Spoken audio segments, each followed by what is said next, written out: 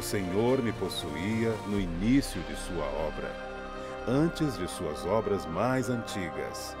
Provérbios 8, 22. Tema da semana: Sabedoria Divina. Está no ar o programa Lições da Bíblia. É muito bom estarmos juntos mais uma vez. Esse é o nosso quarto encontro e o segundo encontro com os nossos convidados, que é o pastor Elton de Lima Júnior, que trabalha no Rio Grande do Sul. É isso, pastor Elton? Sim, Associação Sul-Rio Grandense. Trabalha em duas áreas, que é a área de comunicação, Ministério Pessoal e Escola Sabatina. Ok, lembrando que a Associação Sul-Rio Grandense é uma das 3 sedes administrativas que a igreja tem no estado do Rio Grande do Sul. São 2 com sede em Porto Alegre e uma com sede na cidade de Ijuí, no interior do estado. É isso mesmo. Né? Você é gaúcho, né, Elton? Sou gaúcho de Porto Alegre. Gaúcho de Inclusive, Porto Alegre. quero mandar um abraço para os nossos amigos lá da Associação Sul-Rio Grandense. Beleza, seja bem-vindo, viu, amigo? Tá Uma joia. alegria poder recebê-lo. Pastor Pablo Cisneros, Exatamente. que é pastor da Igreja Adventista de Vila Galvão, em Guarulhos. Exato. Seja bem-vindo, pastor. Obrigado, pastor. Muito bom estar novamente com vocês. Você foi pastor aqui, na sede, onde fica a TV Novo Tempo, Jacareí, né? Jacareí, Jardim América. Jardim América, onde a gente tem vários funcionários. Exato, a maior parte dos funcionários servidores aqui da Novo Tempo frequentam o Jardim América. Até o ano passado, final do ano. E esse ano, desde fevereiro, estou ali na Vila Galvão e também aproveito para mandar um abraço a todos os queridos irmãos ali da Vila Galvão. Ok, um privilégio poder receber o amigo aqui mais uma vez. Nós vamos orar a Deus neste momento pedindo iluminação ao estudarmos a sua palavra. Pastor Elton, por favor, você pode orar? Vamos orar. Querido Deus, muito obrigado pelo privilégio de estudarmos a Tua palavra mais uma vez.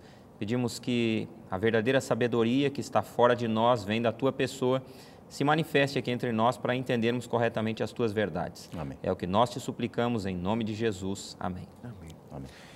Durante essa temporada nós estamos estudando o livro de Provérbios. Esse é o nosso guia de estudos que tem sistematizado o texto bíblico. A fundamentação sempre é a palavra de Deus. Em toda a Igreja Adventista do Sétimo Dia, no sábado pela manhã, é reservado um momento para estudarmos o programa, o tema que nós apresentamos aqui no programa Lições da Bíblia. E você que acompanha o programa Lições da Bíblia, pode receber gratuitamente na sua casa. É só acessar o endereço que está na sua tela. Você pode receber a revista Princípios e você vai descobrir aqui planos que o Senhor tem para a sua vida. Você vai encontrar a verdadeira razão de viver. Você vai descobrir que existe uma lógica para a sua existência. Nós estamos tendo o privilégio de assistir vídeos que foram gravados com o autor do nosso guia de estudos, que é o professor Jacques Ducan, que é professor na Universidade de Teologia da Igreja Adventista Andrews, nos Estados Unidos, e ele tem trazido alguns temas muito interessantes que nós temos abordado. Uma outra, parece que está ampliando até o que já está no guia de estudos, né? Eu quero dizer para você que participa, que tem aí em sua comunidade um momento de estudos da Bíblia, em sua comunidade religiosa. Você que é da Igreja Adventista, você pode baixar esses vídeos. É só você acessar aí o nosso Facebook, o nosso endereço, o nosso blog. Acesse o endereço que está na sua tela, baixe os vídeos e compartilhe antes do momento de estudos na sua igreja o comentário do autor do guia de estudos. Portanto, vamos ouvir agora do professor Jacques Ducan qual é, para Deus, a diferença entre o tolo e o sábio. Bem, na verdade é difícil responder essa pergunta aos olhos de Deus, porque isso poderia nos surpreender, a definição de quem é tolo, e ele iria nos surpreender. Então não responderei necessariamente aos olhos de Deus, mas nós tentamos imaginar pela luz das Escrituras. Na verdade, o tolo, se você escutar a definição bíblica sobre o tolo, como por exemplo em Salmo 14 e outro salmo, diz assim: o tolo diz em seu coração que não existe Deus. Essa é a definição bíblica a respeito do tolo. É a definição fundamental. O que significa? Isso não significa que o tolo não acredita em Deus e o sábio acredita em Deus. Como se todos os que acreditam em Deus são sábios e todos os que não acreditam são tolos. Porque podem haver pessoas religiosas que são tolas, como também pessoas não religiosas que são sábias. Então, o pensamento bíblico é reconhecer que você não é sábio por você mesmo. Esse é o fundamento principal. Se você pensa que é sábio por si mesmo, que significa que você não precisa de ninguém mais, que você não precisa de Deus, que é considerado o outro, alguém que está fora de você mesmo para te guiar, se você pensa que pode produzir a sua sabedoria, que você é o sábio, então você é o tolo. É por isso que a Bíblia define como tolo aquele que pensa que é sábio. Quanto mais nos sentimos e pensamos que somos sábios, mais tolos somos. Então a essência é: esteja ciente de sua tolice, esteja ciente de sua falta de sabedoria.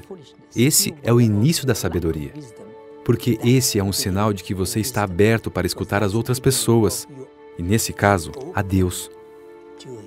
Então, o tolo diz: não existe Deus, e que ele não precisa de Deus para ser sábio. Mas o sábio sabe que precisa de Deus para ser sábio, pois ele não é sábio por si mesmo. Interessante para a gente começar aqui a diferença muito clara, que é aquele que o tolo diz, dentro da visão bíblica, dentro da visão divina, o tolo diz: eu não preciso de Deus para agir, para ter sabedoria. Mas a partir do momento que a gente começa a reconhecer que a sabedoria não vem de mim, mas vem de Deus, aí eu começo a dar o passo para me tornar um indivíduo sábio. Toda a literatura de Provérbios, ou todo o livro de Provérbios, está baseado em um texto, que é o texto inicial, nós já estudamos em outra oportunidade aqui, nas nossas lições da Bíblia, que é Provérbios 1:7, que diz assim: o princípio do saber é o temor do Senhor. Então, para o escritor de Provérbios, para a literatura sapiencial da Bíblia, para o Antigo Testamento e para a Bíblia como um todo, não existe sabedoria fora de Deus. É o temor de Deus, é a obediência a Deus, é o reconhecimento da soberania de Deus sobre a minha vida, do seu senhorio sobre a minha vida. Enquanto isso não acontece, eu não sou um sábio diante de Deus. Esse texto é tão forte que ele é repetido, inclusive no guia de estudos que vamos estudar no dia de hoje, no capítulo 9, no verso 10, que diz que a questão do entendimento envolve o temor de Deus. Vou ler o texto, pastor? Sim. Você pode fazer o comentário? O temor do Senhor é o princípio da sabedoria e o conhecimento do santo é prudência. Exatamente. Não existe sabedoria verdadeira à luz da Bíblia sem Deus, sem o temor de Deus. Eu posso até me considerar um sábio, eu posso até achar que sou um sábio, mas para Deus e para a Bíblia eu de fato não sou, se eu não reconheço a soberania e o senhorio de Deus sobre a minha vida. Se considerarmos que sabedoria faz parte da natureza de Deus, e numa linha bem lógica, somente somos sábios se nos relacionarmos com Deus, que é propriamente, essencialmente, sabedoria. E Deus dá sabedoria, né? No capítulo 2, verso 6 diz: porque o Senhor dá a sabedoria, e da sua boca vem a inteligência e o entendimento. Quer dizer, é impossível sermos sábios se nós tirarmos de cena o Criador, Deus, que essencialmente é sabedoria. E nós vamos ver no guia de estudos, no programa de hoje, vimos que a abordagem é muito clara, a sabedoria está relacionada àquele que é o originador, o Criador. E nós temos como parte introdutória, alguns detalhes interessantes que eu gostaria de fazer a leitura. A sabedoria é a verdade tal como existe em Deus. E a gente vai ver depois a relação que existe da sabedoria com a criação, que é a fonte e o fundamento de toda a verdade. E eu queria tirar um tempinho, queria que vocês abordassem, a gente vê aqui, sabedoria é a verdade. A verdade como existe em Deus. Um Deus que é eterno. o Deus que criou todas as coisas. Portanto, logo, se a sabedoria é verdade, Deus existe, Deus é o originador, ela sempre existiu, sempre houve, logo sempre existiu uma verdade. Absoluta. Absoluta. Ok. Então, existe uma frase por aí que é costumeira, a gente escuta em vários lugares, no século XXI especialmente, que é o século que nós vivemos, né, da pós-modernidade, é que não há verdade absoluta. Mas essa frase ela é incoerente em si mesma, porque a frase é assim, não há verdade absoluta. Mas essa frase pressupõe que ela seja verdadeira. Então, veja, eu perguntaria para alguém que diz isso, e isso aí que você disse é verdade? Então, veja, não há, de fato, nem lógica e muito menos teologia na ideia de verdades relativas. A Bíblia apresenta uma verdade absoluta, uma verdade que é um padrão de comportamento e que está, obviamente, no caráter e na pessoa de Deus, né? Nós vivemos num tempo em que, como o pastor disse, o entendimento e o conceito é de que não existe uma verdade absoluta, né? Essa é uma herança que a gente recebe do chamado patrono do pensamento pós-moderno, que foi Nietzsche, né? O filósofo Nietzsche, que ele dizia tudo é uma questão de perspectiva. Que, dependendo de como você olha e entende as coisas, isso é tua verdade. Eu tenho a minha verdade e você tem a sua verdade e podemos conviver de uma forma tranquila, cada um com sua verdade. A palavra de Deus vem e nos diz assim, existe sim uma verdade absoluta que independe do tempo, esse é Deus. Essa verdade é total, é absoluta, não depende da minha perspectiva. Por que é importante que a gente determine isso? Por que é importante uma verdade absoluta? É importante porque se nós olharmos para a verdade como algo relativo, dependendo do tempo e da circunstância, nós perdemos um referencial, nós perdemos um padrão. Hoje, se eu enxergo dessa forma, isto aqui pode ser uma grande verdade, mas se a circunstância amanhã mudar, não é mais verdade, então eu vou estar perdido. Não existe algo seguro, não é verdade? Então a verdade tem que ser permanente, absoluta e total. É nosso porto seguro, né? É nosso referencial, é nosso padrão.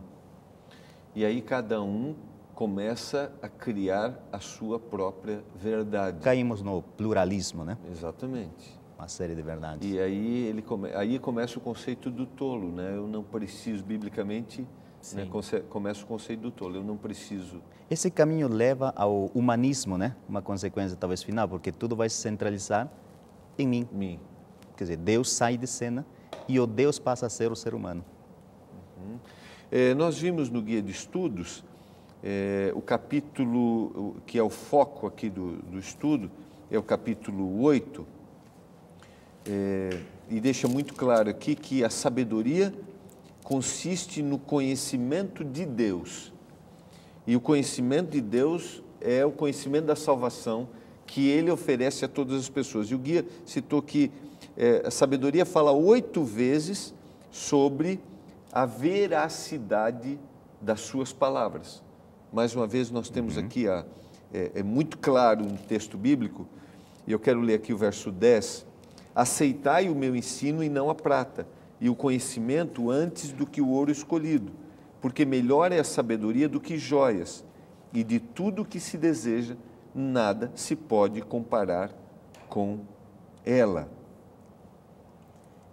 Vocês conseguem ver que nada neste mundo pode ser comparado à capacidade de agir corretamente, de ter o discernimento? A sabedoria. O autor aqui dá uma ênfase tão grande que ele compara a sabedoria como algo tão valioso que não se compara às joias, à prata e a outras coisas, né? Ela é preciosa, né? Preciosa demais. No capítulo 23, pastor, no verso 23, ele faz um apelo. Provérbios, capítulo 23, verso 23, ele diz assim, compra a verdade e não a vendas.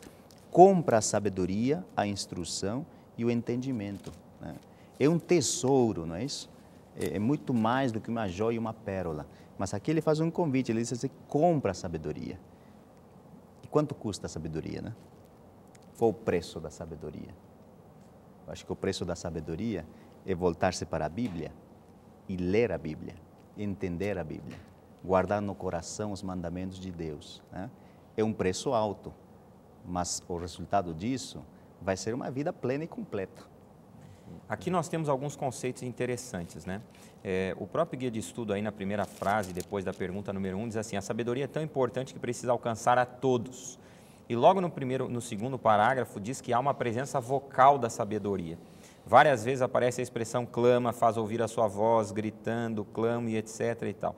De modo que a sabedoria deve ser comunicada. Agora, quando a gente vai à Bíblia aqui e percebe algumas coisas, a gente fica ainda mais maravilhado por ver como o escritor bíblico apresenta a coisa. No verso 2 e 3, que nós não vamos ler aqui, deixa claro que a sabedoria está nas ruas, está nos centros comerciais, de modo que negócios bem feitos e atividades financeiras bem realizadas, elas precisam de sabedoria. O verso 5 diz que a sabedoria está disponível, veja: entendei, ó simples, a prudência, e vós, nécios, entendei a sabedoria. Ela está disponível até ao maior ignorante, a pessoa mais simples, a pessoa... quem quiser pode ter acesso à sabedoria. Nos versos 17 e 34, diz que a sabedoria nos procura. Não é apenas nós que devemos buscá-la, mas ela também se coloca à disposição, se nós assim desejarmos. E no verso 22... o autor bíblico aqui diz que a sabedoria, inclusive, ela está permeando o próprio céu. Veja o verso 22, diz assim: o Senhor me possuía no início de sua obra, antes de suas obras mais antigas, no momento da criação lá no céu. Outro ponto que é interessante aqui é que a descrição da veracidade da sabedoria, da sua palavra, da sua maneira como ela é mencionada aqui no texto, é paralela à descrição do Senhor em Deuteronômio 32, verso 4. Esse é um texto que eu acho que é importante nós lermos, porque Deuteronômio 32, verso 4, é uma descrição de Deus, e ela é muito similar, muito parecida, há uma concordância de palavras aqui, um paralelo verbal, linguístico, que mostra a origem da verdadeira sabedoria, né? Deuteronômio 32, 4. Veja o que diz aí: eis a rocha, aqui é Moisés falando de Deus, né? Suas obras são perfeitas, porque todos os seus caminhos são juízo. Deus é fidelidade e não há nele injustiça, é justo e reto. Se a gente comparar a descrição da sabedoria aqui nos versos 1 em diante, nós vamos perceber que há uma similaridade muito grande, muito grande. Os próprios versos 6 a 13, aqui de Provérbios capítulo 8, são vários versos, não há como lermos todos aqui, né? Eles deixam claro que a sabedoria não é mundana, ela vem de cima, ela vem de Deus. Então não há como ter verdadeira sabedoria, ela é verdadeira, ela é justa, é reta e ela pode ajudar a nossa vida, ela é necessária em todas as coisas porque ela vem de Deus. E Deus sabe muito mais do que nós, obviamente, né? Somente a busca por essa sabedoria, que é o verdadeiro conhecimento de Deus, vai dar para a gente o norte e a verdadeira razão de viver. E o Guia de Estudos comparou, por exemplo, com Eclesiastes capítulo 2, onde o próprio Salomão diz tudo o que ele fez e descobriu que isto não tinha sentido algum. Tá bom? Muito bom, nós vamos para o nosso intervalo, nós já voltamos. Você está acompanhando o programa Lições da Bíblia. Que você esteja disposto a reconhecer que a sabedoria vem de Deus e assim buscar o conhecimento do Senhor através da sua palavra, através da verdade. Nós já voltamos.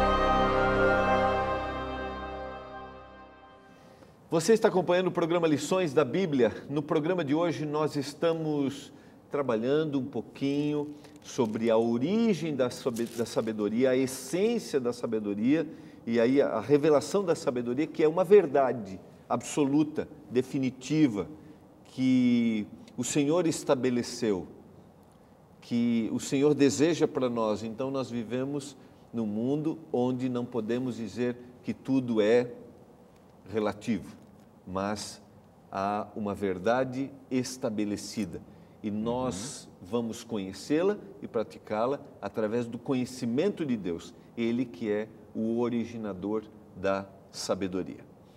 Okay. No capítulo 8 de Provérbios e o verso 23,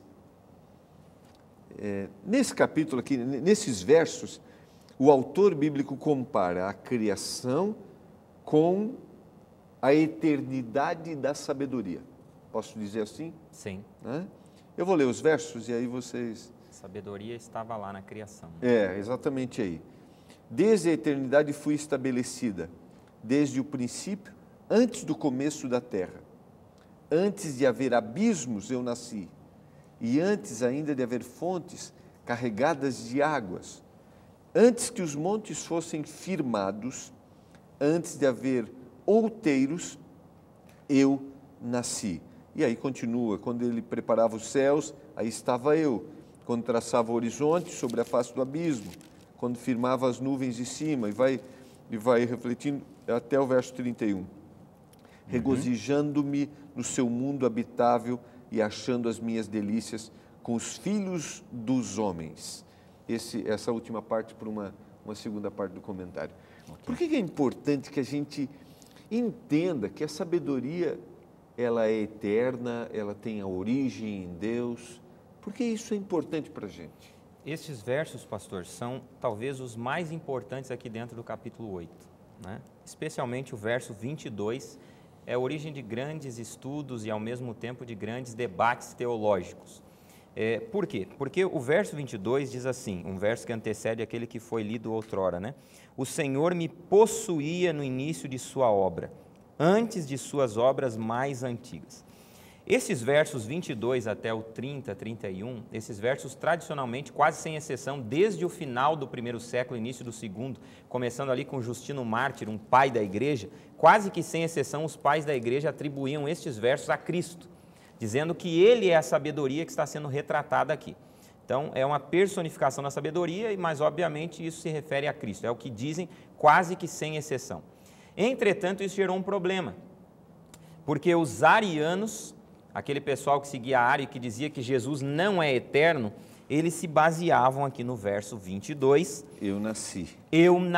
No verso 22 que diz assim, ó, o Senhor me possuía, no início de sua obra. Mas, em algumas traduções, por exemplo, a Revised Standard Version, que é uma versão inglesa, a Septuaginta, por exemplo, que é a versão grega do Antigo Testamento, portanto, inclui Provérbios, traduz assim, o Senhor me criou no início de sua obra. E aí essas expressões, fui estabelecida no verso 23, eu nasci no final do verso 20, no início do verso 24 e no final do verso 25, estas expressões, elas geraram na mente dos arianos que começaram a contestar a divindade, a eternidade de Cristo. Eles diziam assim, então Cristo nasceu, ele foi gerado, ele foi a primeira criatura de Deus.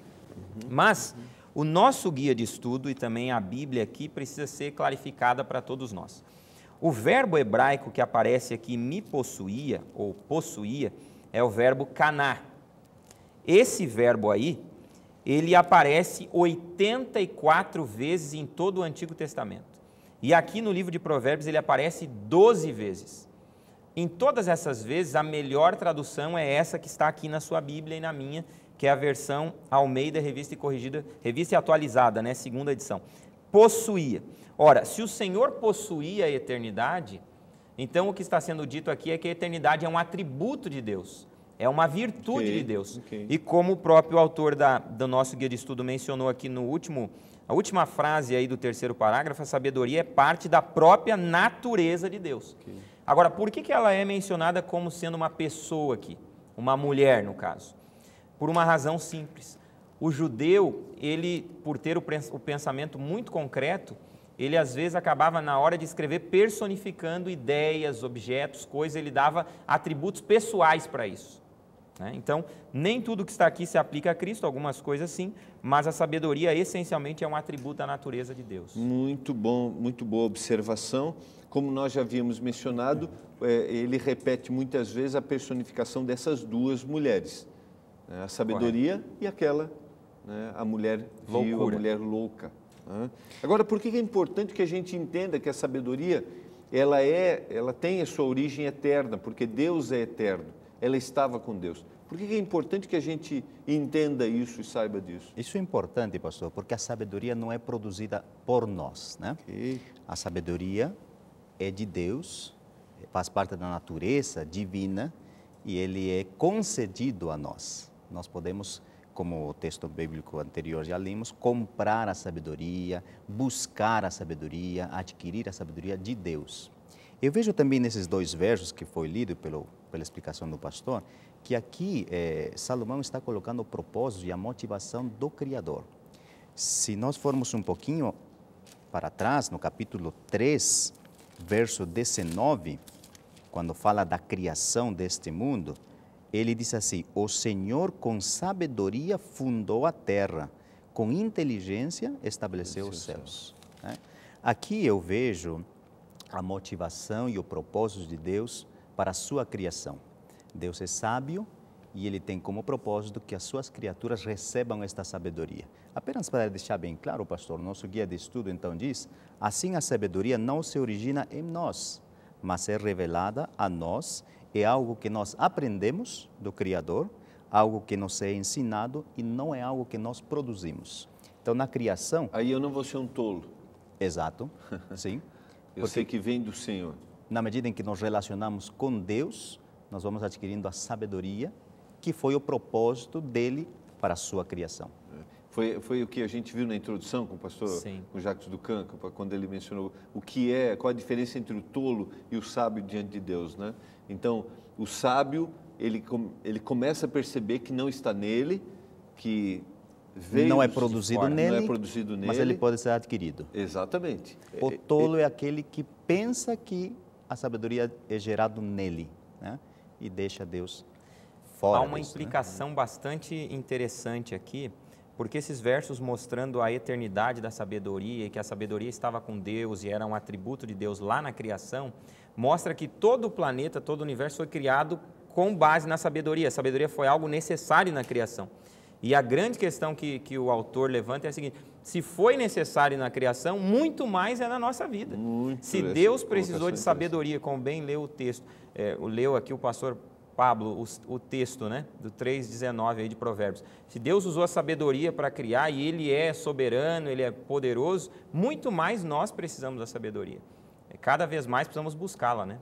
Em todas as circunstâncias da vida, qualquer momento, agir com sabedoria com a família, agir com sabedoria em relação aos nossos filhos, agir com sabedoria nos nossos negócios, em todos os relacionamentos, na solução de um problema, e eu vou descobrindo que isso não vem de mim. Agora o guia de estudo tem uma frase que eu quero sublinhar, que diz assim: a sabedoria não se origina em nós, mas é revelada a nós. Sim. E é algo que aprendemos, algo que nos é ensinado, não é algo que produzimos. Seguramente andar em nossa própria luz é andar nas trevas. A Bíblia nos diz que Jesus é a verdadeira luz. E aí a gente começa a fazer uma relação do que a sabedoria, ela reflete a verdade, essa verdade absoluta. Que verdade é essa? E Jesus se autodenomina: eu sou o caminho, a verdade e a vida. Por quê? Porque ele é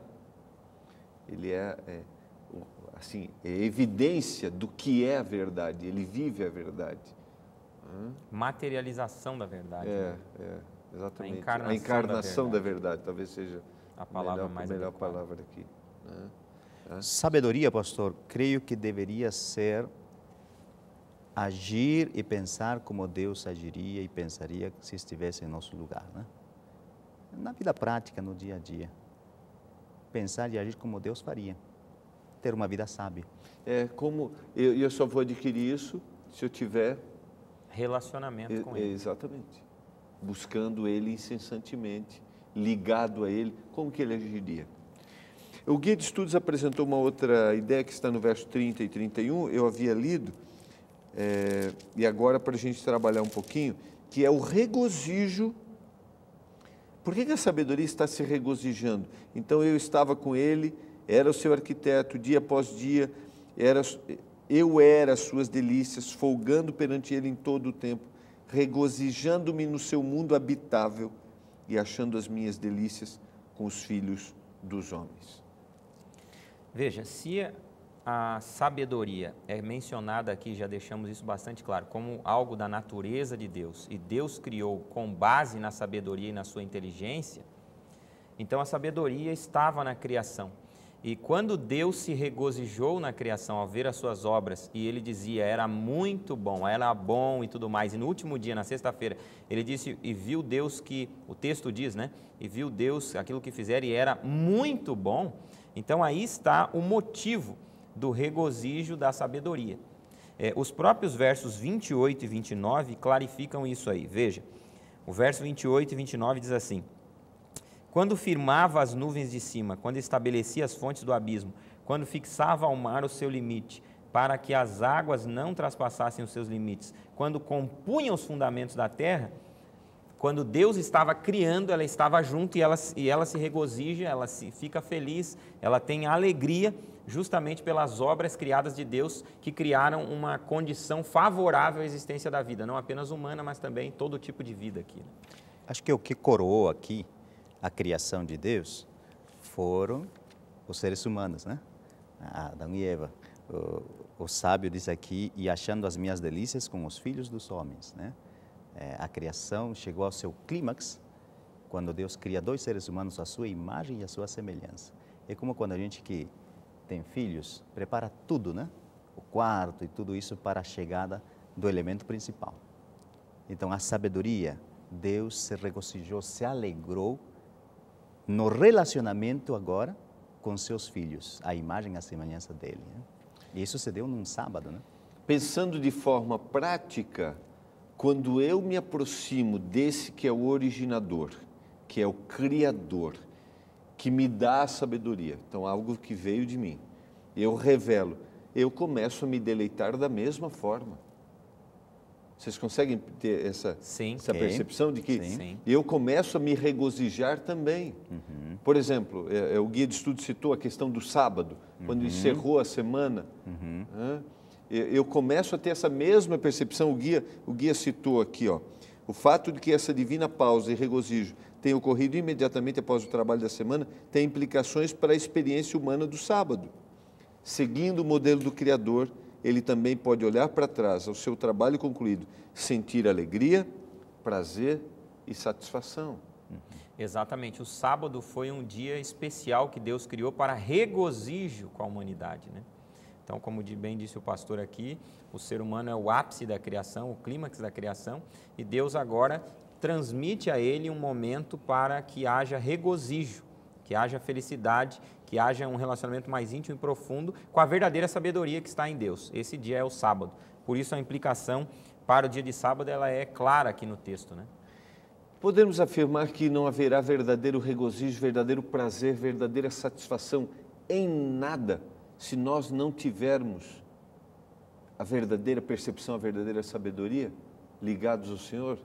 O relacionamento com Deus, né? Exatamente. Sem dúvida, pastor, porque nós fomos criados com um propósito, né? O propósito de relacionarmos com o nosso Criador.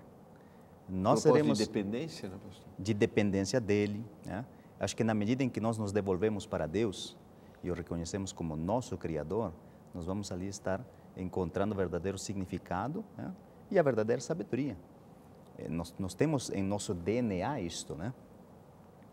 Sermos igual ao nosso Criador ou relacionar-nos com o nosso Criador. Aí a gente percebe que há um elo.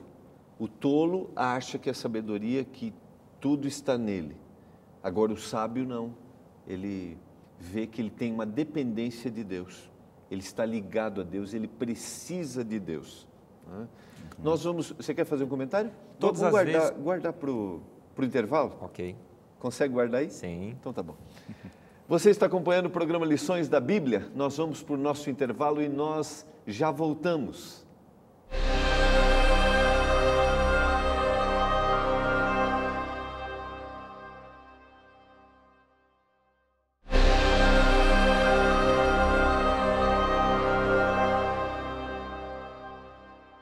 Estamos voltando, esse é o programa Lições da Bíblia. A gente fica com uma vontade aqui, porque a gente começa a discutir em off aqui, né? Então dá vontade de a gente voltar logo. Pastor Elton, você ia com um comentário para o intervalo e eu me perdoe, né? Eu cortei aí sua observação. Não, a única observação é que a gente precisa depender mais de Deus, né?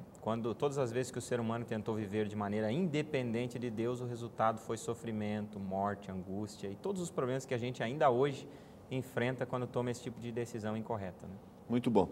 No capítulo, que é o capítulo base que a gente está estudando até aqui, depois a gente vai trabalhar o capítulo 9, os versos, que é um capítulo menor, são 18 versos, mas o final do capítulo 8, a partir do verso 32, isso. Uhum. Ele volta para a questão pessoal, prática. Sim. E eu vou ler aqui, e quero que vocês expliquem aqui. Agora, pois, filhos, ouvi-me, porque felizes são os que guardarem os meus caminhos. Ouvi o ensino, sede sábios, e não rejeiteis. Feliz o homem que me dá ouvidos, velando dia a dia as minhas portas, esperando as ombreiras da minha entrada. Porque o que me acha vida e alcança o favor do Senhor. Mas o que peca contra mim, violenta a própria alma. Todos os que me aborrecem amam a morte. Que apelo, né? Tem um apelo poderoso aqui, é um chamado feito pela sabedoria. Até a gente tem esse subtítulo aqui no Guia de Estudos, né? O apelo feito pela sabedoria. Ele está dizendo aqui que nós deveríamos aplicar essa sabedoria nas ações e atitudes diárias, né? No cotidiano, no corriqueiro. E eu gostaria de citar outros versos aqui, pastor. Veja o que diz aqui no capítulo 13, verso 20. Quem anda com os sábios será sábio, mas o companheiro dos insensatos se tornará mau. Quer dizer, qual que é a ação prática? Para ser um sábio, anda com outro sábio, né? Aí no capítulo 11, verso 30 diz: o fruto do justo é a árvore da vida e o que ganha almas é sábio. A tua influência, né, de trazer pessoas para Cristo, uma atitude sábia. Uma outra coisa prática que o sábio diz aqui, capítulo 14, verso 16, o sábio cauteloso e se desvia do mal. Quer dizer, são ações, né, na vida diária, de forma bem prática, de como podemos ser sábios. O livro de Provérbios ele é muito similar ao livro de Deuteronômio. Os teólogos estão convencidos disso. E nesses dois livros apresenta-se uma teologia chamada teologia dos dois caminhos. Ainda que haja que é uma estrutura literária diferente, exato, né? Porque aqui nós temos a poesia hebraica, né? Sim. Você está dizendo no sentido de conteúdo. Isso. Eles têm conteúdos similares. Okay. E nesses dois livros há um conteúdo comum a ambos, que é o conteúdo que tem que ver com uma mensagem, a doutrina dos dois caminhos, ou a teologia dos dois caminhos. O caminho da vida e o caminho da morte. O caminho da sabedoria e o caminho da loucura. E os textos que nós lemos aqui, os versos que nós lemos, eles deixam claro que sempre haverá dois caminhos. O caminho da sabedoria, que leva à vida, que leva à felicidade, que leva ao regozijo, como bem colocou o pastor aqui nos textos que leu. Mas há também o caminho da loucura. E o verso 36 que foi lido aí, ele ressalta isso, né? Qual é o resultado? Ele diz assim: mas o que peca contra mim violenta a própria alma. Todos que me aborrecem amam a morte. Nós temos que fazer uma escolha. Como vamos escolher? Aí o texto apresenta duas instruções aqui. Primeira diz que nós temos que ouvir o ensino. Isso está no verso 32 e 33 também. Isso, né? E o 34, feliz o homem que me dá ouvidos. Exatamente, o texto é bastante claro, né? E segundo, deixa claro que nós devemos fazer um esforço, né? Porque o verso 34 diz assim, na segunda parte: velando dia a dia as minhas portas, esperando as ombreiras da minha entrada. Então a sabedoria, o caminho da sabedoria não é um caminho fácil. Assim como o caminho da loucura é um caminho mais tranquilo, mais fácil, o caminho da sabedoria é um caminho um pouco mais difícil, exige um esforço, mas é uma questão de escolha. Devo ouvir e devo me enquadrar, devo buscar vivenciar esse caminho na minha realidade, né? Podemos trabalhar um pouquinho a questão do feliz, que para aqueles que talvez estejam acostumados a ler a Bíblia, seja mais conhecido, a expressão bem-aventurados. Tá? Eu queria que vocês dessem uma explicação aqui, o que está relacionado aqui a esse felizes. Paz, alegria, felicidade, né? Tudo isso engloba a palavra feliz, a palavra bem-aventurado. Né? Diferente da conotação Vamos de novo usar o exemplo da introdução do pastor Jacques Ducan, do tolo, que é algo que ele busca, mas é passageiro, uma felicidade que está relacionada, como nós citamos aqui, a comparação que Salomão faz de Eclesiastes capítulo 2, fiz isso, fiz mais aquilo, e descobri que tudo isso era vaidade, né? Sopro, sem sentido. Essa felicidade... É que quando se fala em felicidade, comumente se relaciona com um estado de alegria apenas, né? Mas felicidade é muito mais do que isso. O termo bem-aventurados significa, na sua essência, prosperidade, espiritualmente próspero. Quer dizer, a felicidade é algo permanente, não muda pela circunstância, né? Posso estar serenamente, não sorrindo, mas estou feliz. Felicidade não é somente um momento de euforia, né? Então, quando o sábio coloca aqui, feliz o homem que dá ouvidos, que escuta, como foi colocado aqui, é aquele que vai viver de uma forma próspera, né? É um bem-aventurado. Haverão dificuldades, sim, mas a prosperidade, a serenidade espiritual será algo assim permanente.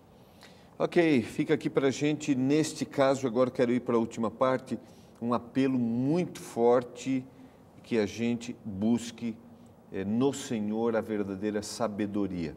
E dentro aqui do que nós estamos trabalhando, né, parece que a gente está falando de sabedoria, dentro da estrutura do texto, da intenção do autor bíblico, ele personifica essa sabedoria como se fosse uma pessoa, né? Você citou isso, né, Elton? A necessidade da mente racional, né, lógica do público que o autor tem de olhar dessa forma. Né? Exatamente. Agora, no capítulo 9, que é a última parte do nosso guia de estudos, nós temos aqui o banquete da sabedoria e o convite da mulher loucura, da mulher louca. A gente tem algumas coisas interessantes, daria para até fazer, né? A sabedoria edificou a sua casa, lavrou as suas 7 colunas, carneou os seus animais, misturou seu vinho, arrumou a mesa, deu ordem às criadas. Quem é simples, volte-se para aqui.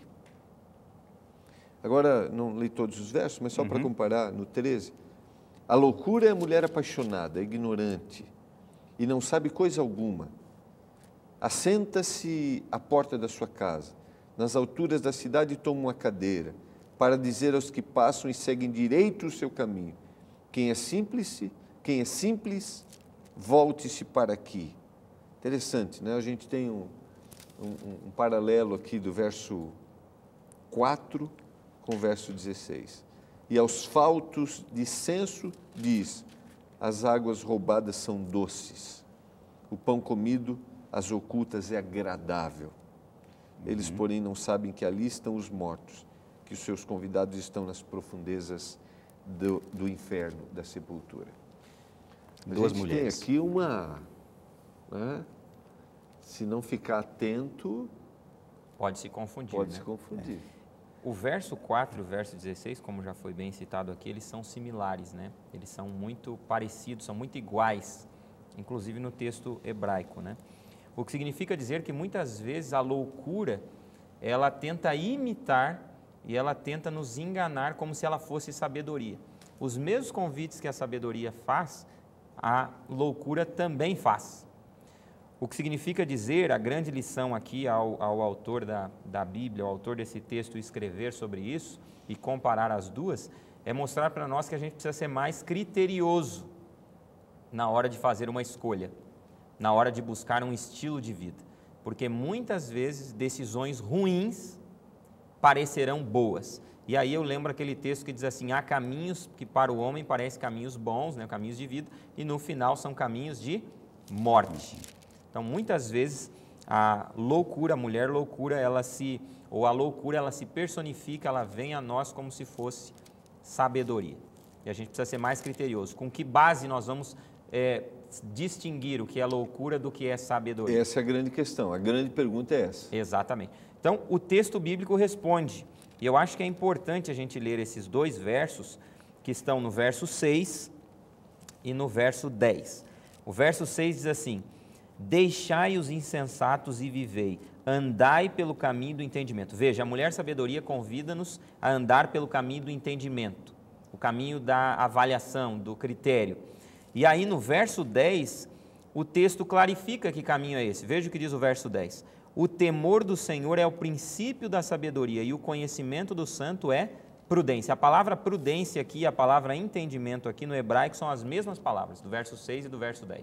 É a palavra biná, o verbo biná. E é interessante isso, porque a verdadeira sabedoria, para eu poder distingui-la da loucura, eu tenho que ter uma base. A base é o temor do Senhor, a palavra de Deus, o conhecimento de Deus. Não tem como fazer uma distinção clara se eu não tenho um parâmetro claro que é a palavra de Deus. Mas duas figuras, né? Então, sim, duas mulheres, ambas têm o que oferecer e o ponto central aqui está na escolha. Um detalhe que eu gostaria de chamar a sua atenção é que o sábio já se caracteriza por ser sábio quando ele escuta os conselhos, quando ele atende à repreensão, né? Quando ele é chamado para considerar as situações, quando ele é convidado a tomar outro caminho. Aqui no capítulo 9, no verso 8, diz assim: não repreenda o escarnecedor, para que não te aborreça. Repreende o sábio e ele te amará. A mulher louca, né, representada aqui, é aquela, ou atitude talvez melhor, de seguir o caminho equivocado, é quando você não escuta, não ouve, e quando alguma repreensão ou algum conselho lhe é dado, você, em vez de agradecer, fica chateado e bravo, né? Existem outros 3 aspectos interessantes que o guia apresentou, comparando a loucura, a sabedoria, com a loucura. Eu creio que é interessante a gente relembrar aqui, está no guia de estudos, e também aplicarmos. Eu vou clarificar apenas um aqui, pastor, que tem que ver com a letra B ali que o guia de estudo apresentou. A sabedoria convida seus hóspedes a comer o pão e a tomar a bebida que ela preparou. Isso está no verso 5, né? Sim. E a loucura não oferece nada para comer nem para beber, simplesmente se vangloria de provisões roubadas. Isso aparece no verso 17. A hospitalidade no Antigo Testamento e também na tradição judaica é interessante, porque ela tem o objetivo de unir o indivíduo com outra pessoa. Por isso a hospitalidade, gerar união. Quando a sabedoria propõe esse jantar juntos, essa bebida, essa comida, ela está propondo união com ela, e o resultado disso, já que ela é espetacular, ela é maravilhosa, ela é singular e ela pode gerar uma série de coisas na vida, os 2 principais resultados são proteção e segurança. E nós estamos dentro da casa dela, junto com ela, aprendendo com ela e nos unindo a ela. E o resultado vai ser esse, proteção e também segurança. Aí isso se torna reflexivo. Por outro lado, a loucura não vai me dar nem proteção, nem segurança. Nem segurança. E muito menos me convida a me unir com ela. Né? Exatamente. Parece que há cumplicidade, mas não existe cumplicidade. Verdadeira não. Pastor, o senhor quer considerar os outros? O texto também diz que a sabedoria edificou uma casa e da mesma forma a loucura, mas a sabedoria é eficiente porque a sabedoria está envolvida numa criação. Posso entender aqui que está se referindo a algo mais duradouro, algo mais permanente. As coisas que a loucura te oferecem aparentemente são bonitas e boas, mas passageiras. E só para sublinhar isso que você está colocando, olha o que diz: fica sentado e não faz nada, simplesmente fingindo ser alguém, quando na realidade é ignorante. É o faz de conta, quando você diz a outra não. Sim, a sabedoria aparenta uma coisa, mas na realidade não é. Não é isso? Você quer considerar o último aspecto? O outro ponto é interessante quando diz que a sabedoria convida os seus hóspedes, né, a comer o pão, a tomar a bebida, que ela preparou. A loucura não oferece nada para comer. Foi o que o pastor considerou, esse aspecto. Ok. Né? E um terceiro aspecto que aqui o nosso guia de estudo coloca, que a sabedoria nos chama a abandonar a loucura. A loucura é mais tolerante. Quer dizer, a loucura diz assim, não precisa, né, mudar de caminho, está tudo bem. E o fim disso é a morte, né, é a desgraça. Né? A sabedoria constantemente, de várias formas, nos convida à reflexão, a podermos voltar ao equilíbrio, a podermos optar por outro caminho. A sabedoria se preocupa com a gente, a loucura não está nem aí, né? E você tem, na sabedoria, você tem que deixar, você tem, eu digo assim, não é um preço renunciar. De mérito para é exatamente isso. Você tem que renunciar. Não é meritório isso, né?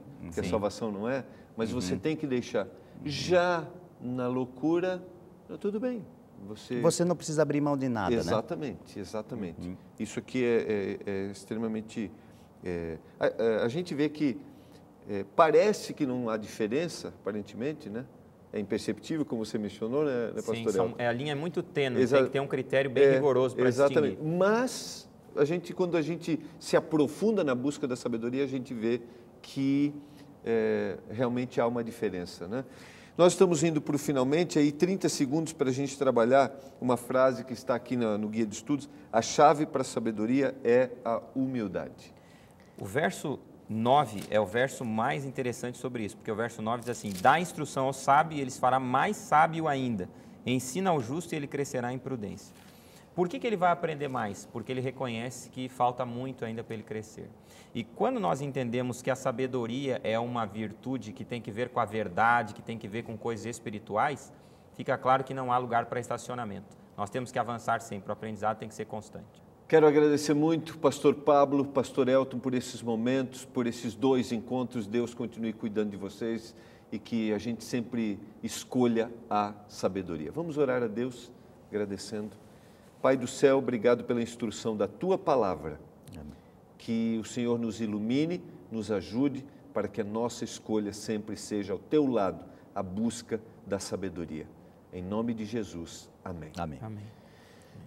Não esqueça as palavras de Jesus: e conhecereis a verdade, e a verdade vos libertará. Um abraço e até o nosso próximo encontro no programa Lições da Bíblia, aqui na TV Novo Tempo.